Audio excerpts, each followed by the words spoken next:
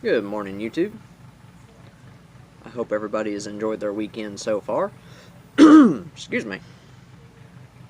While I'm just out here enjoying the shade. And it started to warm up a bit here. The start of the week started out real nice. It's starting to feel like fall.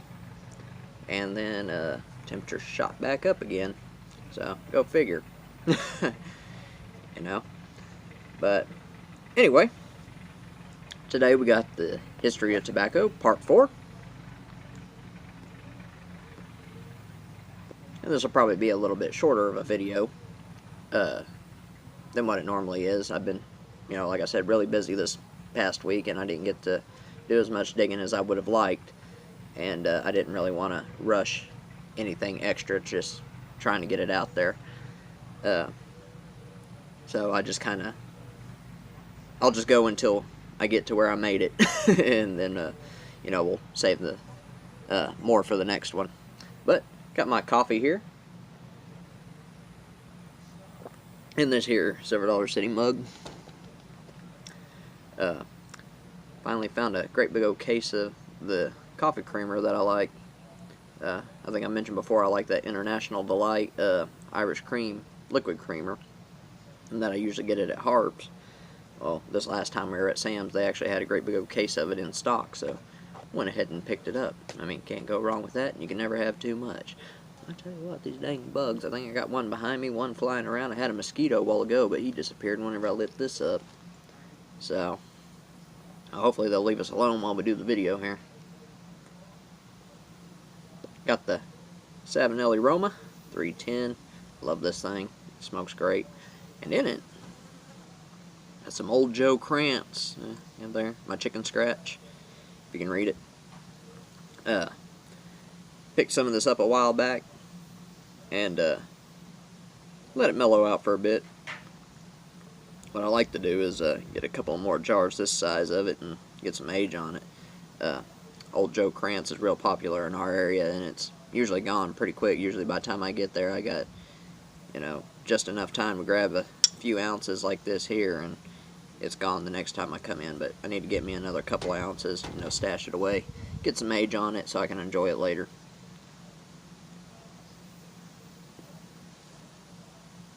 But anyway, unprepared again. Get my notes all set aside there. Too many dates, too many numbers, too many names. And I get them all mixed up. I'm a little lexdisic as it is. A little scatterbrained, so helps to have it all kind of outlined here. But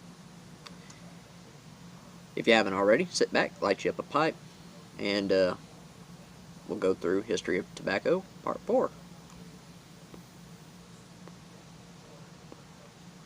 I think last time we left off with, now his name's going to escape me. You know who I'm talking about, the guy we talked about in Part 3, discovering tobacco in Canada. So that's where we left off. So we're going to jump ahead to 1548, and the Portuguese start cultivating tobacco in the New World for commercial export. They're planning on selling this, throughout the world. And it's also important to mention that tobacco had already been spreading around during this time. It just hadn't really caught on around the world mainstream yet, I guess, if we can use the word mainstream. Pretty much what they were doing is the sailors that came in contact with it, tried it, liked it. They were taking tobacco seeds with them as they sailed around the world, and they were planting tobacco in the port cities where they would make landfall. So by this time, tobacco, was already starting to spread. These are just certain highlights at certain times. There's not a whole lot of evidence or written record of how tobacco spread around the world, who was carrying it. I mean, it was just one of those things you did like we do today, You're not going to sit down and write a novel about smoking your pipe. Well, maybe. I'd read it, But, it's, something we really don't think about, but I, wouldn't think they would either, this is just my speculation now, but I think it was just one of those things, you know, that sailors did, and that's just how it was. You know, nobody really took notice of it and took record of it. So, but we do know that it was spreading. We'll talk about that. I'll probably have a little montage of old sailing ships floating around up here. Might as well, right? I mean, who don't like to look at a nice old tall ship? Telling you what, if I would have been born near the ocean, I probably would have been a sailor. Unfortunately, I was born in a landlocked state, and I'm a truck driver instead. So, anyway, we're getting off topic, or I am. Anyway, we'll skip ahead to 1554. In Antwerp, the first illustration of tobacco is presented, and I'm guessing it was, oh, what do they call those books? I don't know. Encyclopedia Britannica? I have no idea. It was probably introduced in a book, you know, of different herbs and plants and their uses, what they look like. At least that's how I imagine it was presented. That's just me. In 1556, tobacco is introduced to France, and this is debatable here, by a monk named André Thevet. He claims that he was the first one to transplant what we now know as Nicotiana tabacum in France, but like I said, this is highly disputed. He was a monk, and we do know that tobacco was popular with the monks in France at the time, after it was introduced, and we'll get to that a little bit more here in a minute. But like I said, take that with a grain of salt. You know, it's debatable. Got this photo here that I found, and this is the only known photo of him. And I don't know if it was done after his death, before his death, what. So, also, this thing. That's how it is with a lot of these photos. They were usually done after the death of somebody. Just kind of an artist imagining of what they would look like. When it comes to kings and queens, you know, we can pretty much say, you know, like, yes, this is what they look like. They had the money to have this painting commissioned while they were alive. Unfortunately, a lot of the explorers and stuff like that, we don't really know too much about it, or too much about them. But yeah, André Thevet, he was an explorer and a monk, and he did all sorts of things, but we're not going to talk about him too much. Maybe in the future we'll discuss him and his life.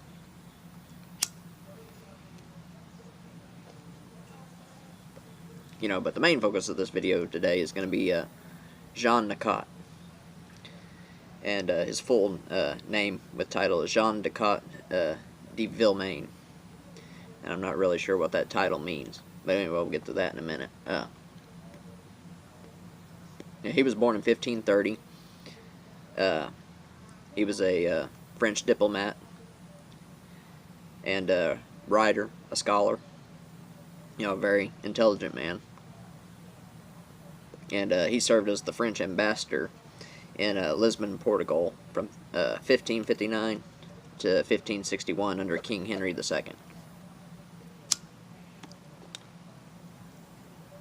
And in 1559, at the age of 29, he was sent to Portugal to negotiate the marriage between Princess Margaret of Valois and King Sebastian of Portugal. Tell you what, that mosquito came back and tried to get me. You know, while he was on this diplomatic mission, he was introduced to tobacco. And he brought tobacco plants back to France. Give me a second here, I gotta switch my notes.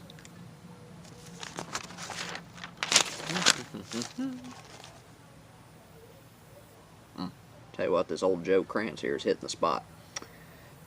Anyway, he introduced snuff to the court of France, and it's important to mention that he believed, you know, strongly that it had medicinal qualities, and the reason that he had introduced it to the court, and this is also debated, but they're not sure if the queen was having headaches or if it was her son that was having headaches, and he gave him the snuff and said, you know, you would inhale this and it would cure the headaches.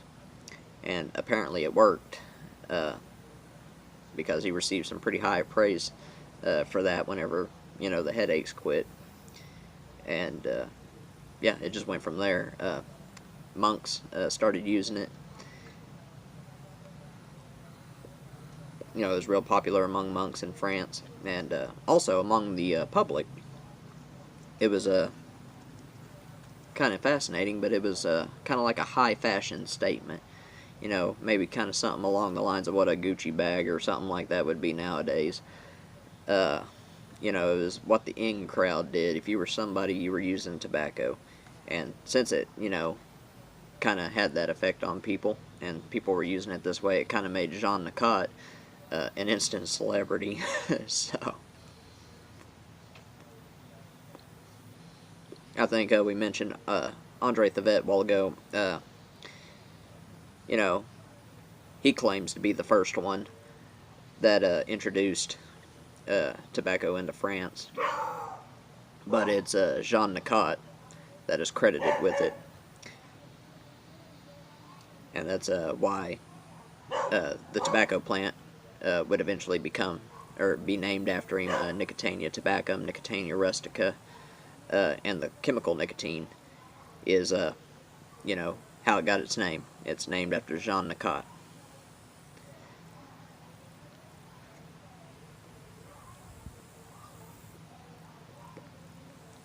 But anyway, for his service to the royal court of France, he was given the title de Villemain, and he was given land.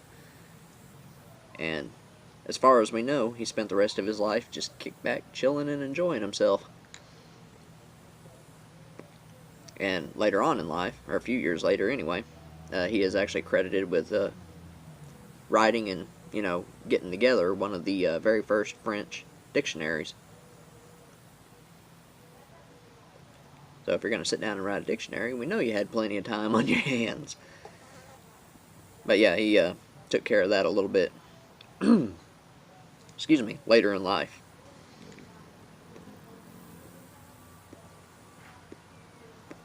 You know, we're not really too sure he ever really used tobacco recreationally. But we do know that, you know, he believed it could be used medicinally. So we don't know, you know, how he used it personally, or at least I couldn't find on anything on how he used it personally. I could only find, excuse me, the one photo of him. But yeah, I mean, that's pretty much a mystery. Excuse me a second. Sorry about that, y'all. My nose started itching and just got a little out of control there. It was bugging me. So I figured I'd take care of that before I continued. But yeah, as far as we know, Jean Nicot, you know, spent the rest of his life chilling out. And yeah, he eventually died May 4th in the year 1600 in Paris, France.